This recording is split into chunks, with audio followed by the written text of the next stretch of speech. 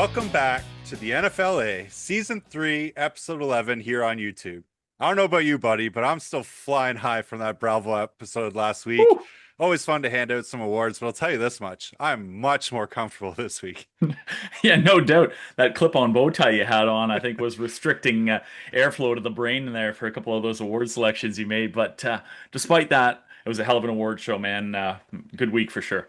Let's be honest, it's not the bow tie that restricts the blood flow to the brain for this guy, but and you're not supposed to tell my secrets, man. That was I thought I was looking pretty sharp. You can't tell people as a clip on, but I do feel like our predictions of these awards just keep getting better and better, or a little bit more accurate each year. I feel like Yep. last year, especially the end of season Bravos, we really honed in on a bunch of those. So one thing I know though, if you thought that episode was good, wait until you see how spicy this episode's going to get. Oh, baby, it's finally here. The matchup that you've all been waiting, well, maybe not you all, but we've all been waiting for. We got the Lions, we got the Eagles in the link, Philly Sunday night. Here we go. Sunday, Sunday, Sunday. Welcome to the Thunderdome, bitch.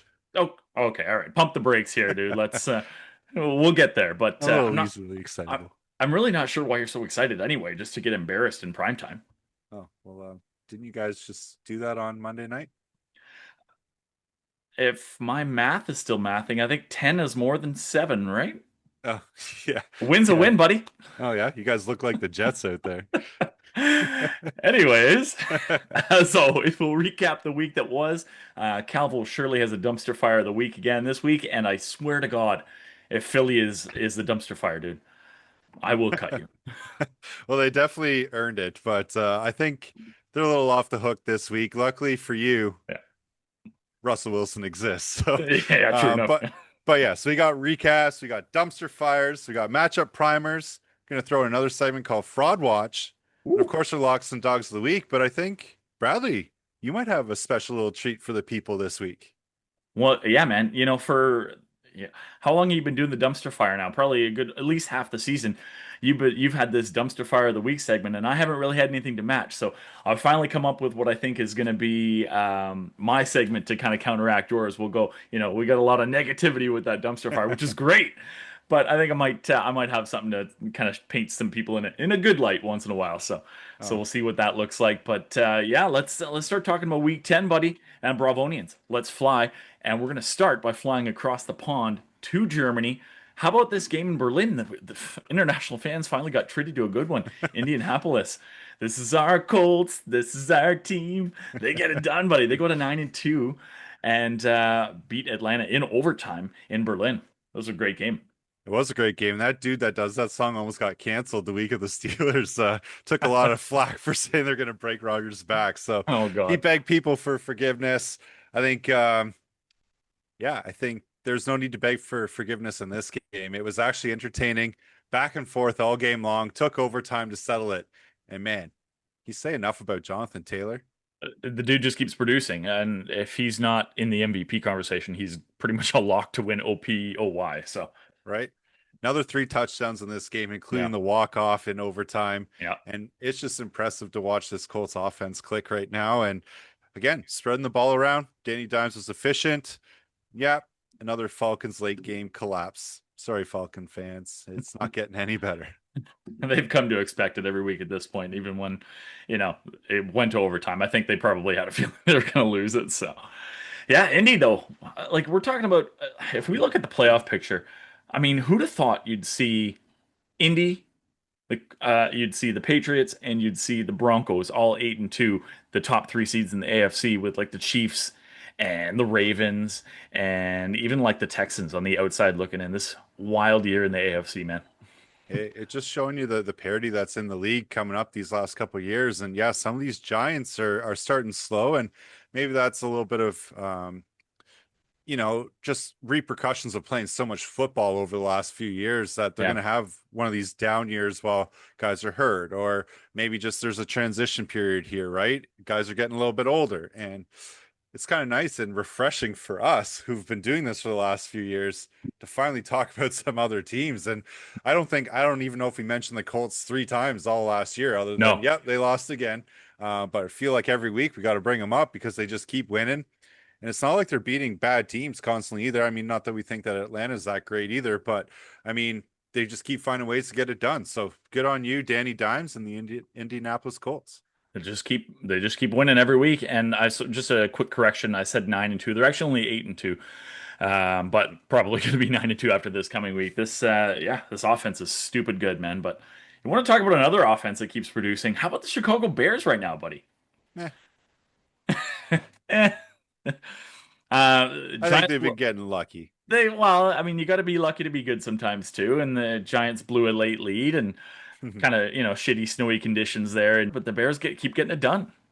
They somehow find a way, right? And that's kind of like that Detroit year where they're coming off the first year of Dan Campbell, losing all these really close games, right? Mhm. And then all of a sudden the next year they just found a way and made it click, and then all of a sudden now you've got a slightly winning record, and then you Yep. just keep building on that, right? So I think now that we're past the halfway point, there's really no excuses to not know the offense that Ben Johnson's been installing there.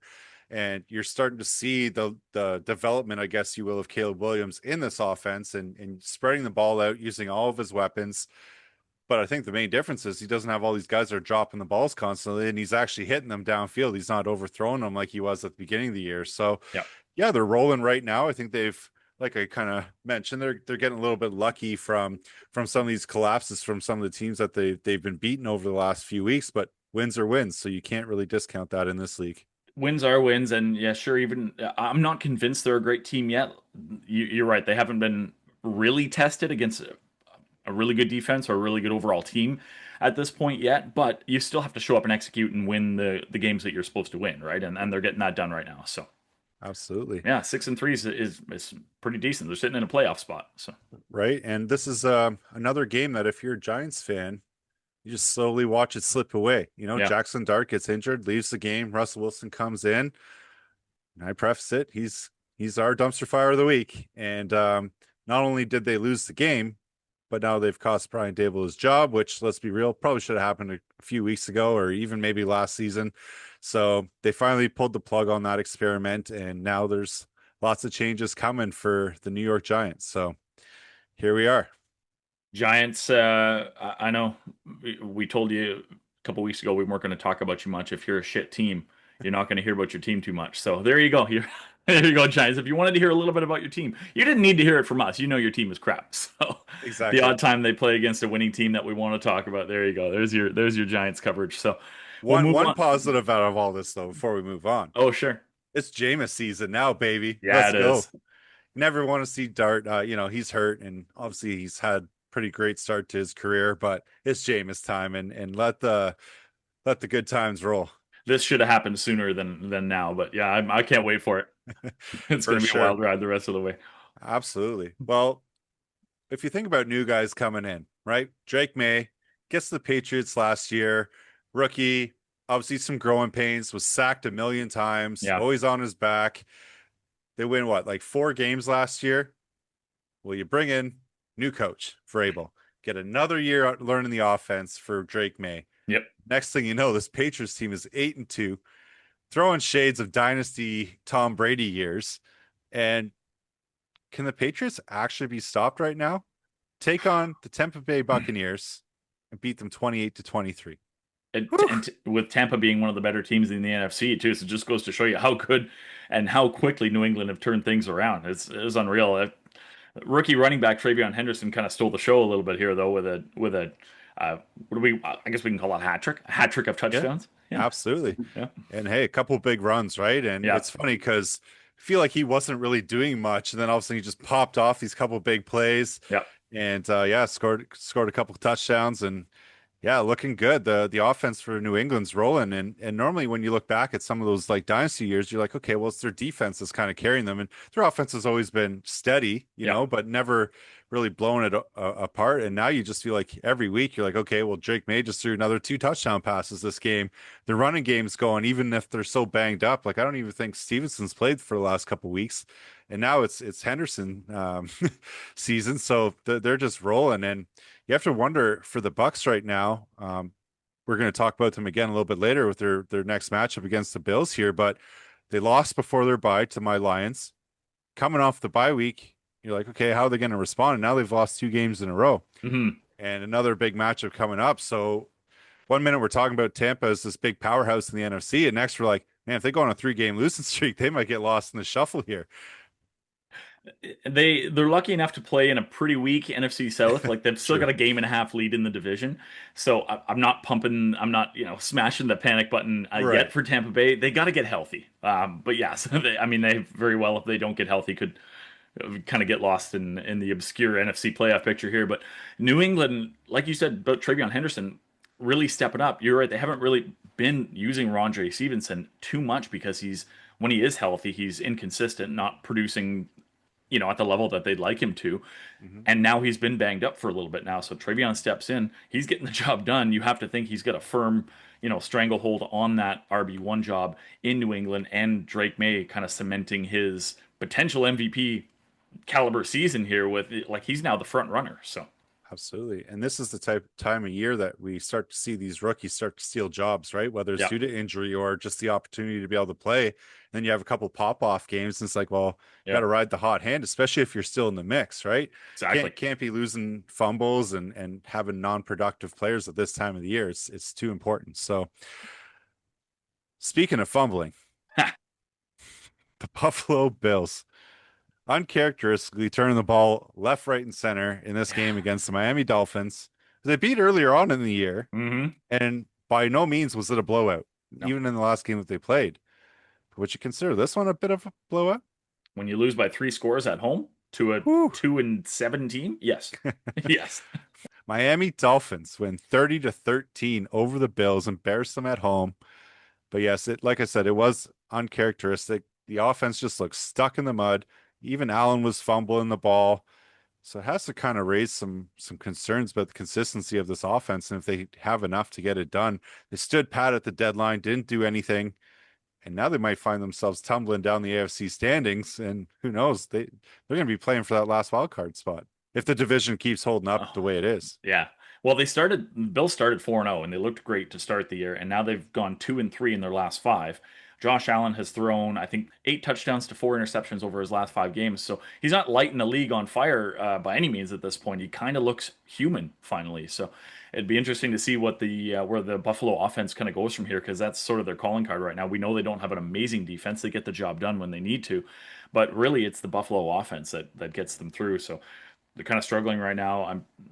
As we get into the colder weather, obviously they're used to playing in the cold, but I'm just kind of Absolutely. curious to see how they sort of try and keep pace with a Patriots team that's going like above and beyond right now and has a game and a half lead in the division. Well, and I think again we're going to primer this game after, but I think that's what makes this matchup against the Bucks coming up this week a lot more interesting, right? Because Yeah. again, both teams are coming off losses. Both teams need a win to stay relatively competitive in their conferences, and yeah, it's going to be interesting. So, see if Buffalo can bounce back. And I saw a How do you funny thing. fumble It's like that against Miami? Ugh. it's funny, right? I saw like this thing. It's like, oh, Josh is married now, lost his passion for football. It's not his only thing now. And yeah, sorry, Bills Possible. fans. There's a good chance that your team's just not that good. I mean, every team kind of like you're going to have those years and those strings of years where, like Buffalo, the last half decade hasn't really been challenged for the division. And I think every once in a while, a really good team just has one of those years where things just don't click. You have some injuries, and this might be just that year. Like they're still a good team. This just might be the year where they're not that great team. So, Right. All you got to do is get in, right? yep, just got to get into the tournament and stay healthy. Yeah, so definitely the goal is to get into the tournament, right? And two teams that can relatively never even have a sniff at the tournament, except for maybe the last couple of years, the Cleveland Browns Yeah. face off in this one, and the Jets versus the Browns. And I don't even know if you could give these tickets away, but somehow people still showed up, watched it. Don't look now, buddy. The Jets have a 2-game winning streak after we predicted them to go winless. Oh no, what is happening? Cleveland. Jets, the hottest team in the AFC right now. Oh God. Man, 27-20, the Yeah. Jets win. Justin Fields actually looks serviceable in this one. Grab that much needed win. I don't think they're going to keep pace with anything. I don't know why you even want to try and win at this point, but here we are. I mean, I guess there's still some pride involved, but yeah, you ship off a bunch of your players and now all of a sudden you're on a 2-game winning streak. Make it make sense. Yeah, get rid of your best players and now you're a better team. How does that work? And I don't make a whole lot of sense, but the Jets will take it. I guess. I mean, probably the ownership, the brass, and the GM, all the guys in the war room are probably like, "Stop winning! Right? We want the Right? best pick we can have in the draft here. We want Right? first overall. Stop this!" Yeah. But We've only got 6 of them, but we might as well just yeah, exactly. Yeah, players got a lot of pride, right? They're not going to go out there and just roll over. So Absolutely. Well, I mean, if you're a player and you do that, you're probably not going to be playing for another team either. So, yeah, true enough. Yeah, but I think as much as yes, the Jets won this game, I think it was more the Browns' defensive lapses that cost them in this, giving up too many chunk yards, not paying attention to the quarterback, yeah. and yeah, just didn't execute. The offense just, I thought Judkins was going to run all over them, and yeah, everything was just still. So, Pretty wild for the for a defense like Cleveland to give up 27 to an offense like the Jets. But right? talk about wild. How about the fucking Houston Texans, Oh buddy, my God. with Davis Mills under center, beating the Jacksonville Jaguars 36 to 29. Davis Mills have a game, guy. Where did this come from? It's like, what do you mean? I've been doing this all along. But yes, incredible. And if you're Jacksonville, this one stings. You're playing a backup quarterback that seemingly hasn't even touched the field in like a year and a half. Hmm. Um, you think that you're the much better team. You score 29 points and you still lose. And typically it's been the Jacksonville defense that's been keeping them in it, right? But man, those Texans, pesky. Texans are pesky, and you could not have liked the outcome of this game. No, A I'm a little salty. little bit Again, salty. I can't pick a fucking dog to save my life. Your dog picks just keep burning you, buddy. Even on this one, I'm like, well, we recorded the episode early on last week. I'm like, well, maybe if CJ Stroud doesn't play, it's probably like an unfair pick to pick them as a dog. Yeah, No, it doesn't didn't matter. matter. Yeah. Calvo picked them, bound to lose. You could argue that Stroud actually, if he played, the Texans Yeah, might have lost this game. right, So exactly.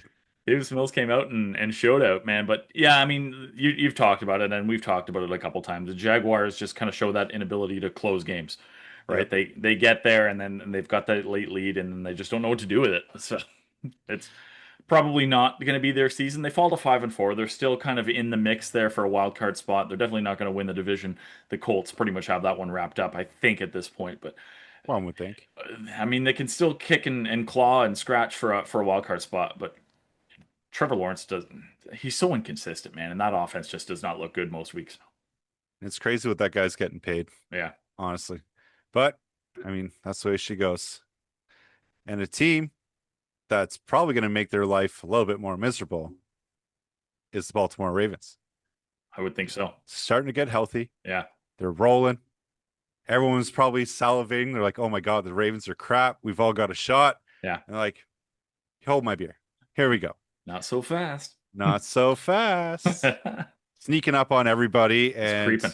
you know, and this is what's so weird about football, right? Minnesota absolutely had their way with Detroit and then get pummeled against Baltimore 27-19. Like there's just no consistency week to week. Like how do you even predict this stuff? It's amazing that we're still alive in any survivor pool because it's just insane every week. Yeah, and the Ravens are a wagon, and I've said this for a couple weeks now. The Ravens look really good, and now that they've got Lamar back, they're cruising, man. They're 4-5. But if you look, I mean, they're sitting down here with a 71% chance to make the playoffs somehow at 4-5, sitting in the 10 seed. Jacksonville in the 7 in a playoff spot only has a 40% chance. So, Right. yeah, I mean, you got to figure some things will shake up there along the way. I can't imagine the Ravens with Lamar back miss the playoffs. They look great, and yeah, they went into Minnesota and got the job done. Lamar looked fine. The defense finally looks decent. Look up for the Ravens.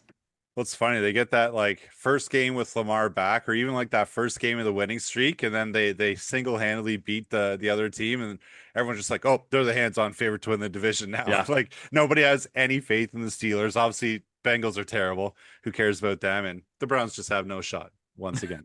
So yeah, What else? Ravens hands-on favorite to win that division now. So I think so. I kind of called that at the beginning of the year anyway. So It just took them a lot longer to get going than we all thought it would, but they're getting there now, and they've got time left. So absolutely. Well, yeah, one team that I thought might have a chance of winning their division this year was the Washington Commanders. no, And then they start playing the games. Yeah. And guys get hurt.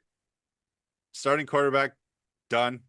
pretty much. He's been in and out of the lineup all year. Yeah. The defense looks terrible. And then they have a date with my Detroit Lions. And the Lions were like, you know what? Minnesota embarrassed us last week.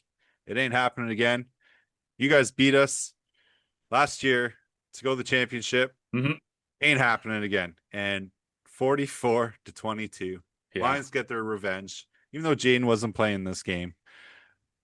I'll give Washington some credit though. Their offense was doing quite well. Like they were moving the ball, but that defense was Swiss cheese, and Detroit was frustrating them all game long to the point where they're chirping us, and even the commentators like, I don't know why you're chirping them. You guys can't stop anything. And then like 2 plays later, we score again. Yeah, exactly. And some frustrations boil over in that one. Payne punches St. Brown. St. Brown, I guess, said he accidentally hit him in the head a couple plays before that. Yeah. Is what it is. But tempers flare in football. But I think the big concern for us is that we're starting to lose guys to some injuries. And Sewell was down for a period of time in this one, came back and finished the game. That's a big piece off the offensive line that, luckily he's been practicing in a limited fashion this week. So I fully expect him to suit up against Philly. But, we're missing good chunks of that secondary in there too. So it's one of these things that, not something that they're unaccustomed to. They did it all last year with 90% of their starters out. So I think they'll keep rolling here. But it was a great game from a Lions perspective to see them bounce back. No excuse for Deron Payne to throw that punch. Come on. No. Grow up. That was a stiff right hand too, like into the neck. like that's him in the neck. You concuss guys. Like, what are you doing, man? I know. Anyway, he'll probably get a lengthy suspension for that. Well, he got suspended for 1 game. And was it just the 1 game? Yeah, and then he got, posted the video of St. Brown punching him first. He's like, oh, okay. Whatever. Very, very different situations. Yeah, control how you react. You're an adult. It was more like pushing him, and then his hand slipped up his shoulder pads and hit him in the face. Yeah. Versus a straight up right hook to the neck, I think is 2 very different circumstances there. But yeah. Well, but hey, man, touching on the Washington offense, let's go back to that for a second. Marcus Mariota is a good quarterback. He's probably one of the best backup quarterbacks in the league, and he moved the offense, pretty well. But yeah, I mean, that Washington defense is Swiss cheese, and we knew that last year. They weren't great last year, but their offense was good enough to carry them to 12 wins and kind of overshadowed a lot of their defensive deficiencies, but not so much this year, especially with all the injuries they got. So the Washington Commanders fall to 3-7, pretty well guaranteed to not win the division this year. So sorry about your prediction there, buddy. That's right. Still, probably not going to make the playoffs at this point. Yeah, still technically alive in the wild card chase, but they pretty much have to win out at this point to win. They'd have to win out to win 10 games. Yeah, and that 10-7 record might just be borderline at this point. There's no way they're going to win out at this point in the year. So 3-7, they're probably done. Better luck next year. Detroit goes to 6-3, and on top, tied with Chicago Bears, on top of the NFC North. Well, luckily we got the tiebreaker in that one so far. So yeah, let's go Lions, Kings of the North. Kings of the North, and removing the Green Bay Packers as Kings of the North for now, anyway. As the Philadelphia Eagles go into Lambeau on Monday night, and this game was an absolute barn burner, man. Just one of the better games you've seen all year. Not a snooze fest at all. No, man. This game 0-0 at halftime, 3-0 after the third quarter. A couple of touchdowns in the fourth quarter to make it somewhat respectable, but 10-7. The Eagles get it done. The defense shone on both sides. The offenses did not. Well, I mean, was it really defensive efforts? I mean, I saw on both sides. Yeah, the Eagles defense passing. held Green Bay to like 250 yards total or something like that. So yeah, not bad. Yeah, but I mean, again, I think a lot of that was deficiencies on both sides for those offenses. Lack of execution on the offense is a lot too, for sure. For sure. But I mean, you can't take anything away. A win's a win, and I mean, this was probably the grossest Monday Night Football game I could ask for. But I guess thankful for the Eagles a little bit here for knocking Green Bay down another peg. But yeah, it was a tough game to watch. Nobody wants to pay to watch defense. Just let that ball fly. But yeah, I think this is, if you're a Packers fan, you kind of got to be a little bit worried because Tucker Kraft was really moving that offense a lot, right? And opening up opportunities elsewhere. Yeah. And now, like, if that continues, I mean, yikes. Jordan Love, he's getting paid all that money to just kind of protect the ball. That ain't good. That's not what you want. So we'll see how it goes. But I was out of town at a work conference and was busy up until 10, roughly 10 o'clock or so. So I didn't actually get to watch the first half. yeah, And you as missed it, right? I sat down, and you know how normally when you log into DAZN, it'll ask you if you want to join live or watch from the beginning. I hit join live and saw that it was 0-0, and I'm like, oh shit, did I accidentally hit watch from beginning? No, it was the start of Nope. the second half and it was still 0-0. I couldn't believe it. What Oh is man. happening here? So it was Exactly. absolutely wild, but I'll take it. Win's a win. Eagles are 7-2, comfortably on top of the NFC East. Absolutely. Yeah. Well, why don't we move on? Got a little segment here called Fraud Watch. Yes, And after sir. 10 weeks, there are obviously some teams that started really strong and now kind of teeter-tottering on potential shooting themselves in the foot. So tell me, buddy, who's on your radar as potential fraud? Well, there's quite a few options, honestly, at this point. Like with so much, so much of the playoff picture still to kind of be set in stone. We talked about the AFC being in complete upheaval this year. A lot of the same, similar suspects in the NFC this year. The Eagles, Lions, Seahawks, Bucks, Rams, all those teams. But there's a couple of teams in there that maybe a lot of people didn't expect to be in a playoff spot or even in the playoff picture really at all this year. And I'm going to start with the Chicago Bears, who are currently the sixth seed in the NFC with that 6-3 record. Like we talked about, they beat the Giants this past week, but they haven't really been tested too much yet. They've won six of their last seven games. It could be a mirage. Like I said, Caleb has yet to really face one of the top defenses in this league. Those six wins that they do have come against the Cowboys. They beat the Raiders and the Commanders both by 1 point. And then they've beaten the Saints, the Bengals, and the Giants, all teams that are not known for having even remotely good defenses. So, well, the Giants not bad, but again, they're banged up again this year and have no offense anymore. So, they've beaten easy teams to beat. So I'm kind of thinking that the Bears are a bit of a fraud at this point, even though they're 6-3. You got one for me? Yeah, but before I kind of move on to mine, like last year, I kind of mentioned how their defense scares me, and Yeah, it's been kind of a similar thing this year, where the defenses keep them right in these games and allow them to sneak out these like 1 point or one score victories, right? And just goes to show you sometimes the defense can ride you to a championship, but sure. I think for my sake, I hope you're right. And carrying on Fraud Watch, and maybe we'll keep the theme going here in the NFC North. And I'm going to say the Packers, and that's Okay. not just me hating.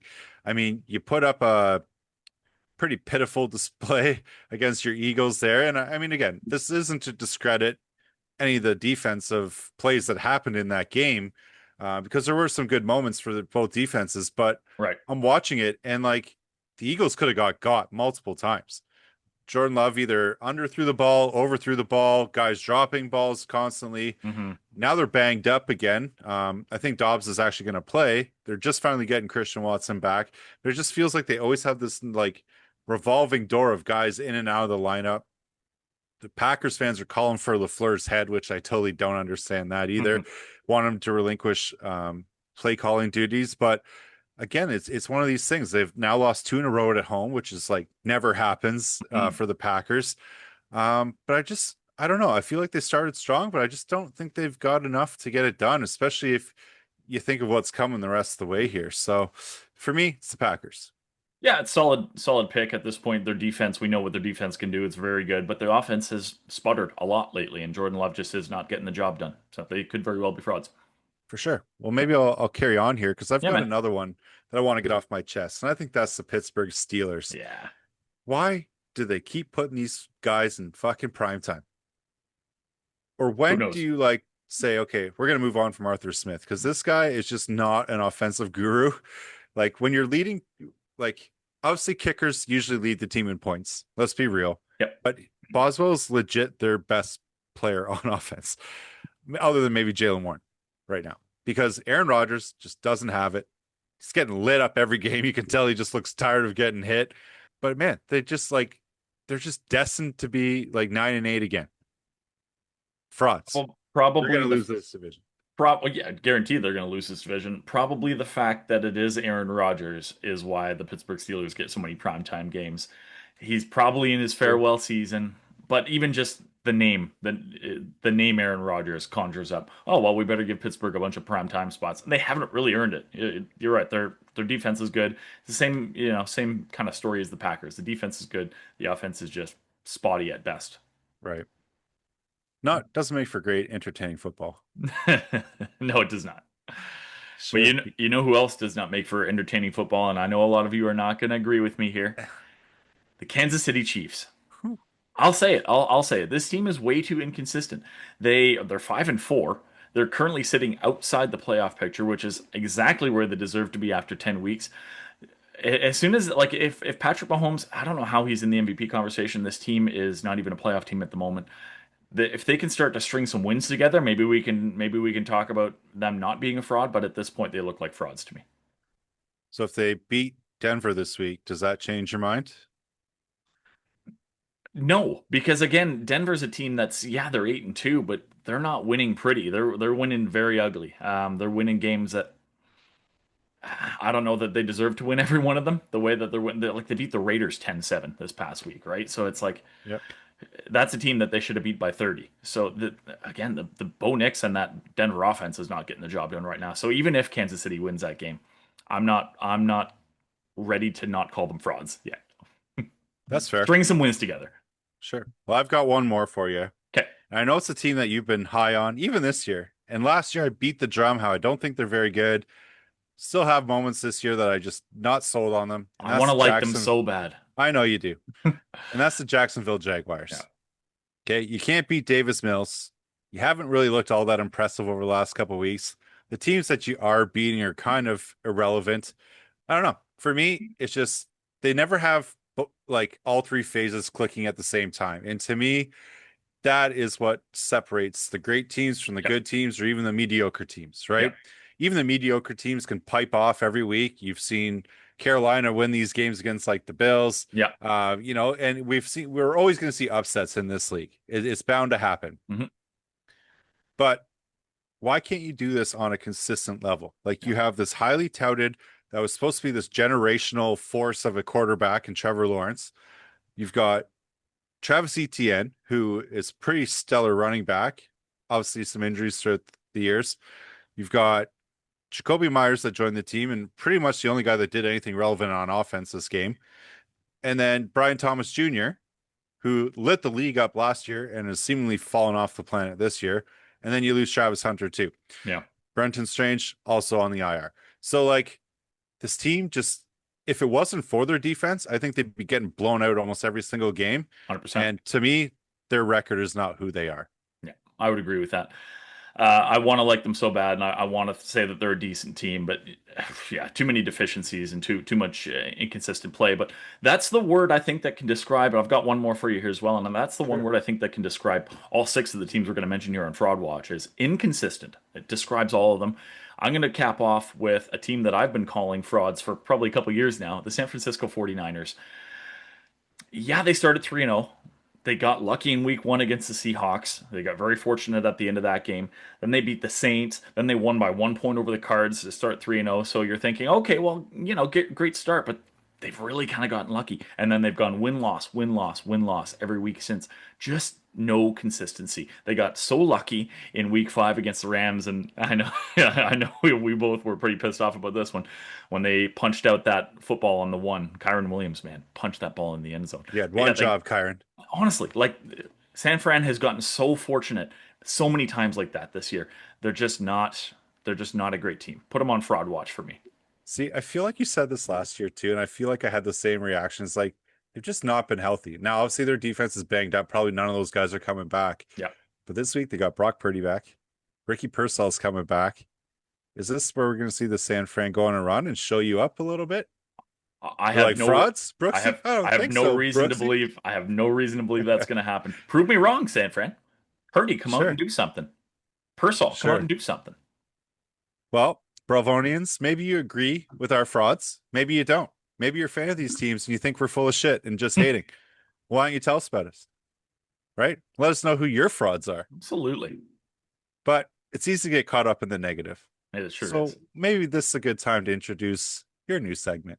What do you got for us, buddy? So I've been looking forward to this for a little bit. I just kind of came up with this, and I have no template in place. I didn't even come up with any sort of script. So this is going to be, sort of a little bit rough around the edges for the debut segment of, I'm going to call it Brooksee's Beauties.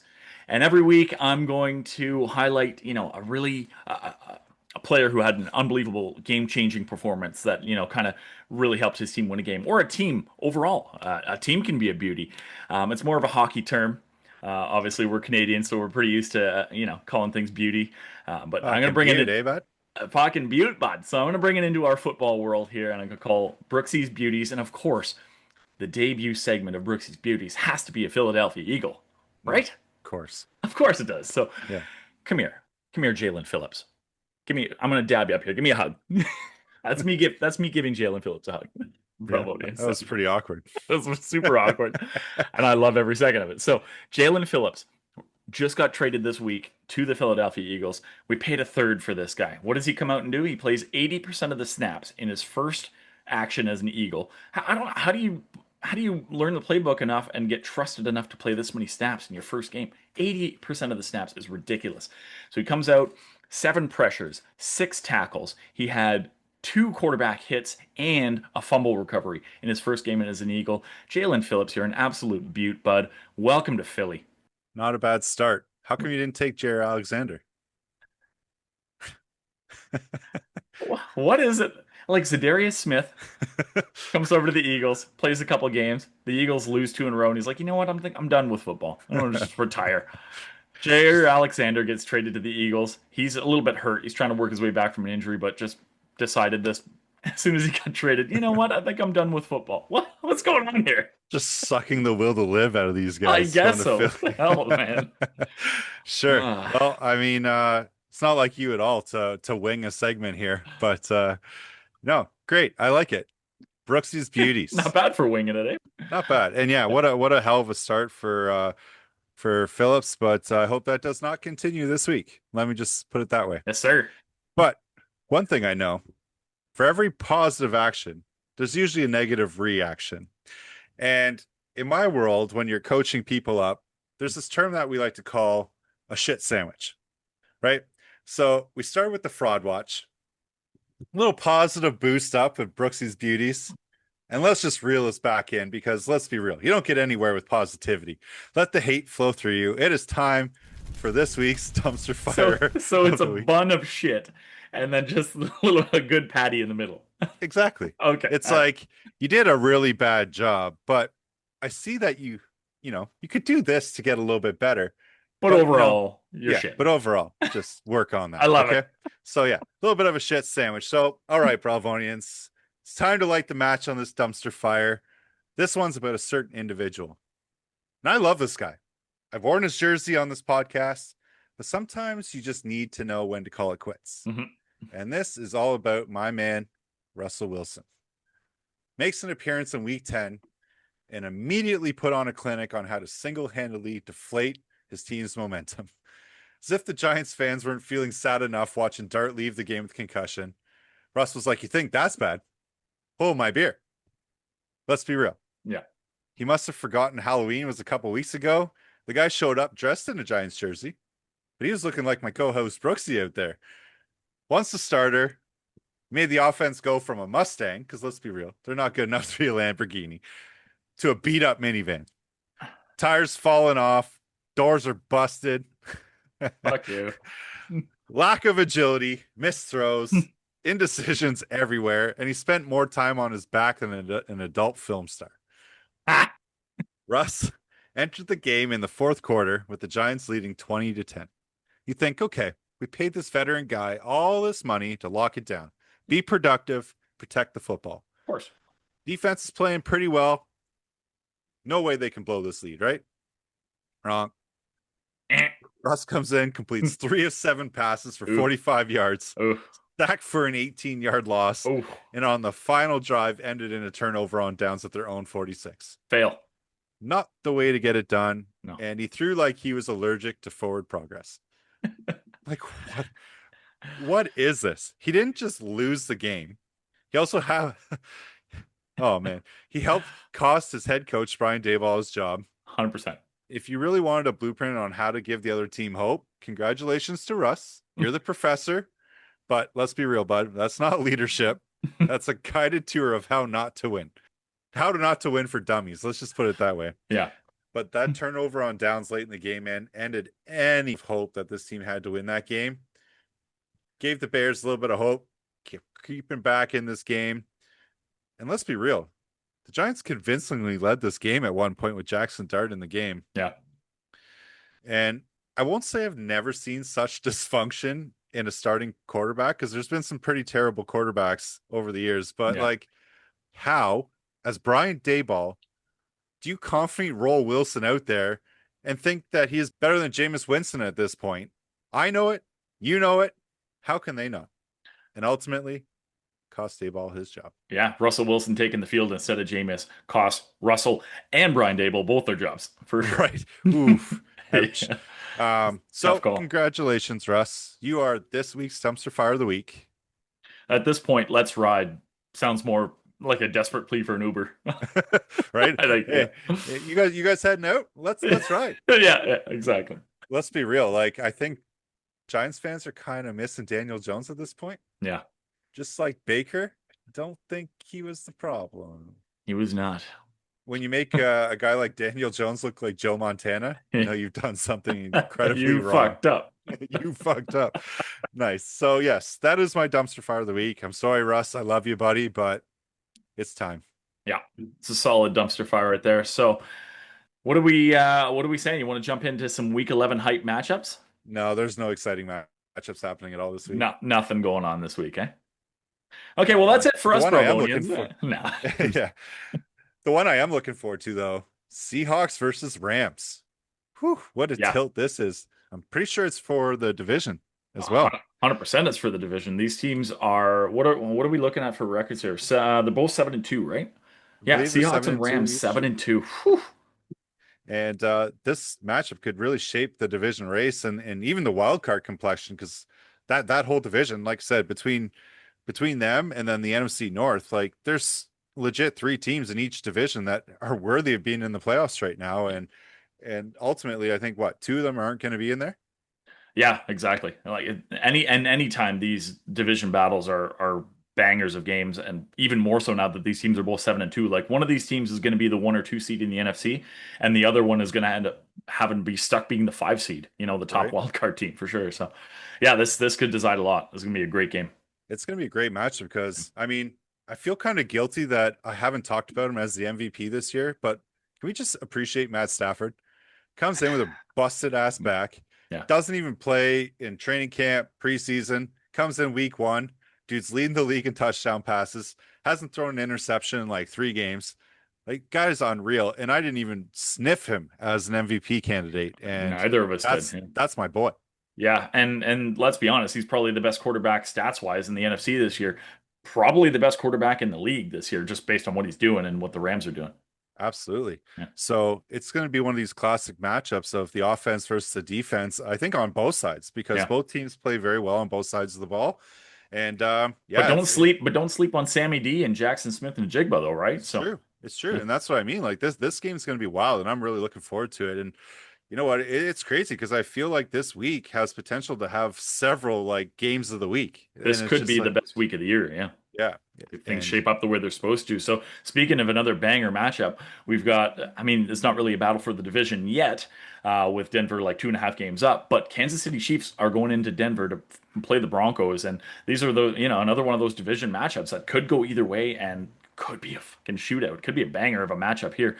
Denver 8-2, KC 5-4. So if KC goes to 6-4, Denver falls to 8-3. There's still a 1.5 game lead for Denver, but now we're talking about tie breaks. You know, if Denver starts to scuffle along the way, like we've talked about, their offense hasn't been looking too great lately, and KC has, they're kind of on and off every week. But if they start stringing some wins together, a tie break, a win in Denver, to have that tie break could go a long way.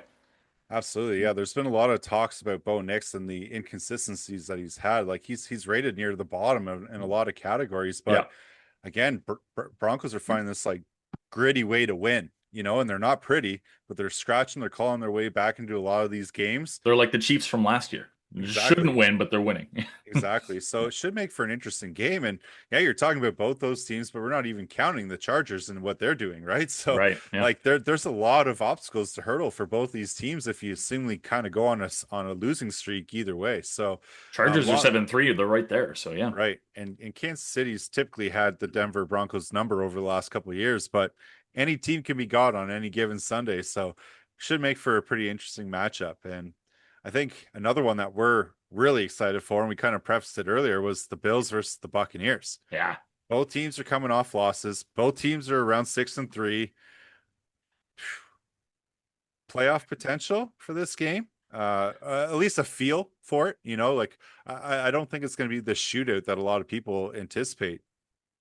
Well, let's face it. Like, whoever loses this game falls to 6-4, but still isn't really in danger of missing the playoffs.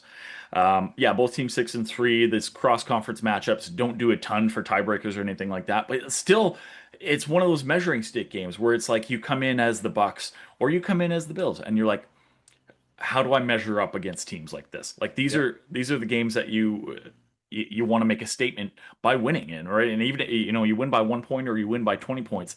A win's a win in a game like this, and you just got to hope you kind of get out of them healthy. But yeah, like this is another one. Like there's going to be so many probably tight games this week. Just great to watch football. I can't wait, man. It'd be interesting. I haven't seen what the weather's like, but I wonder if it's going to snow in Buffalo this Sunday. And Is it in Buffalo? it is in Buffalo. Okay, yeah. So yeah, it's gonna be an interesting one. But yeah, looking forward to it. It's just again, it's one of these matchups. Like, can both these teams bounce back and Yeah. and not shoot themselves in the foot, right? And I'm interested to see how Abuka does against this defense. Should be a hell of a matchup. But another one that let's stay in the AFC East here for a second. Is another one that I'm really looking forward to. Thursday night, we've got the Patriots and the Jets, and I'm fucking excited to see. Like this is wild because if the Patriots win this game, they go to 9-2, and they've guaranteed themselves a winning season. The worst they could finish would be 9-8. Hmm. It's week 11. The Right. Patriots won 4 games last year. The Jets had a better record than the Patriots last year. The Right. Patriots win this game. They've cemented a winning season. Unbelievable turnaround. This is crazy, man. It's like I think it'll be 8 games in a row if they win this one against the Jets. So Yeah. yeah. Yeah, 9-2 is pretty impressive. Again, like we talked about May earlier, like he's just rolling, Yeah. and another year of learning the offense. Hmm. You got a great coach in Vrabel that's really changed the culture of that team. I expect this to be kind of a gritty game, right? Like it's a divisional matchup, Again, yep. and again, for how crap the Jets are, like they're one of these teams that if you take them lightly, they could give you a little bit And of a they've run for looked the pretty money. good lately. And they've just won two in a row. So Yeah. I think it'll be kind of one of those classic Thursday night matchups where, you know, maybe it looks a little stuck in the mud at some point, but in the end, I think the Patriots will kind of break through here. Yeah, you have to imagine that they will. I don't think that Justin Fields is going to have an answer for that Patriots defense, but I guess we'll see, right? So Absolutely. Patriots rolling. I think too, like if they win, I don't think even in Tom Brady years, like I don't know if they even had a streak. Well, they would have had one year, I think, where they won 8 games in a row. yeah, because they won 16 in a row Yeah, one they year. won So 16 the one yeah, year. So yeah, they have the yeah, 1 year where so it'd be the first other than Tom Brady yeah. to win 8 in a row for that Hey franchise. man, So if you can go 2 months without losing a game, you're a fucking good team. massive. So Yeah. Drake May getting it done. Hey man. Well, bud, I think there's one more matchup to talk about this week Oh that baby. people are going to be excited to see, even if you're not really a fan of these two teams. How can you not get excited to see Sunday Night Football? Two teams that are seemingly powerhouses in their conference. Yeah. This game is massive, Battle for tops in the massive. NFC. Oh yeah. And I'm going to feel really sorry for you next week when we got to talk about a Philly Eagles loss. Oh man, I cannot wait to see you cry on the podcast for the first time. It's gonna be amazing. It's gonna be so Wouldn't fantastic. be the first time. Actually, But yeah, probably wouldn't be. yeah, probably not. I don't know. At least to the full extent anyways. Yeah. But let's Openly be real. weeping will be a first, yeah. This is a duel that gets us jacked up. Not only because I mean, we're pretty relentless to each other at the best of times, Yeah. but when it's time to throw down and we've Especially got when two it's a battle for tops in the NFC, man. I know. It doesn't get any better than this It does as not. friends, as fans of football, buddy. We've been waiting for this one for a little while. It's been, we've gotten the better of each other over the last couple of years. So it'll Yeah. be interesting to see how this one goes. It's funny though, when the Lions come into Philly and play, the Lions usually win on the road, and when the Eagles go into Detroit to play at Ford, the Eagles usually win. So that doesn't really Right? bode well. But yeah, the 6-3 Lions coming into the link to face my 7-2 Eagles. Buddy, you got a lot of injuries going on right now though, and my Eagles are pretty healthy. So It's true. I It's think true. well, the Eagles are favored. I gotta figure you gotta be a little bit scared of that fact. No, we don't make excuses in Motown. Okay. It's the Okay. next man up. We're going to take a couple kneecaps on the way out. You know what? As much as I hate the tush push, Yep. Dan Campbell doesn't care. He says, you know what? I'm a purist. If you ban that, then you're going to start banning other things. The next thing you know, we're all going to be not in pads, Yep. and this game is going to be changed. Make us So, not run it. That's it. so he said it's something that they do really well. Mhm. It's our job to find out how to stop it. And actually, this year has been the worst statistically. I think we're only at like a 78% success rate this year running the tush push. So teams are learning to stop it a little bit more at least, and we're running it a little bit less than we used to. So you know what? It's fine. Don't ban it. Just learn to beat it. And teams are starting to learn to beat it a little bit. How does it make you feel, though, to play against a team that's actually going to play like football and run actual plays? Does You that mean scare you? no? I trust the Eagles defense, buddy. You Shut do? Jared Goff down. Jalen Phillips, the newest Eagle, he's going to sack him like 3 times. Who do you got in that secondary that's going to stop anybody? Quinion. That is actually one matchup I'm looking forward Quinion to. Mitchell against Quinion versus St. Brown. Amon Ross St. Brown. I can't wait to watch that matchup. Whew. St. Brown gonna make him call him daddy. Not a chance. Quinion Island? I don't think so. Not a chance. Guantanamo Bay? No. Ain't a chance. Now, Jameson But outside William of matched that, up against whoever we got at CB2 is going to be right? that's where we're going to get got, I think. Yeah. Well, I think luckily for you, Sam Laporta is not playing in this game, and Yep. that's one less option that we have to throw the ball. But I think this is where we're going to start to see Gibbs be put out as a receiver a little bit and let him kind of work in the slot and just again it'd be like him and JMO taking the Oh, you know I yards can't after I catch. can't wait to see Jameer Gibbs out in the flat and Zach Bond just fucking tattoo him. What, hip Just drop tackle and knock him out of the just game? knock him into another postal code or area code, I guess. Postal I code was, here in I was Canada. thinking the Yeah, same I love thing. it. The fucking first time the tush push, and you see Jack Campbell and Alex Anzalone coming over the top and bending over Hurts backwards. Ooh, baby. It's gonna get awesome though. Like so, I honestly, think I think there's a lot of strengths and weaknesses that line up quite well for both teams here. And if you think about it, like both teams have pretty good offensive line play. I think both teams' offensive lines were better last year. yep. I think both of our offensive lines are a little bit banged up, which could be a little bit telling in this game. Yeah. But I think both teams are going to want to run the ball because that's the style of play that they should have. Where I think that we've got you is that downfield advantage. And I mean, that's not to take anything away from Hurts or Yep. what your receivers can do. I just don't think that's the style of game that you guys like to play. But I think we're going to force you to play that. But Totally where I fine. see it being problematic for us is that we don't have Terry and Arnold. Kirby Joseph won't be playing in this, Yeah. but our backups have stepped up quite well. Brian Branch is going to be in there too. So, like, I feel like it's going to go well. I was hoping DJ Reed was going to be back this week, but he's not. It doesn't look like it anyways. Your He's gonna... secondary is banged up, dude. I can't wait to see Jalen Hurts just kind of rip the top off a little Oh bit. yeah, can't wait to see him underthrow all those And we've been balls. running the ball really well lately. So yeah, I mean you got an offense to fucking Eagles are finally rounding into form. I think you're toast, buddy. Not scared in the We're gonna slightest. we're gonna fucking crush you. Eagles by 20. Brian Branch with at least one pick in this game. At least one. At least one. From Multiple all picks. those underthrown balls when you guys are down by Jalen 50. Jalen doesn't throw picks, dude. He's thrown one this year. Lions by 50. By 50 fucking billion. Oh. 50 fucking billion. God. No, I'm excited though. Like I feel like if Gibbs goes off, Saquon's gonna want to go off and vice versa, right? And then it's like Trading blows on the run game all trading game. blows, Yeah. but it's gonna be crazy. And I think it'd be interesting. I don't know. I think they're very well matched.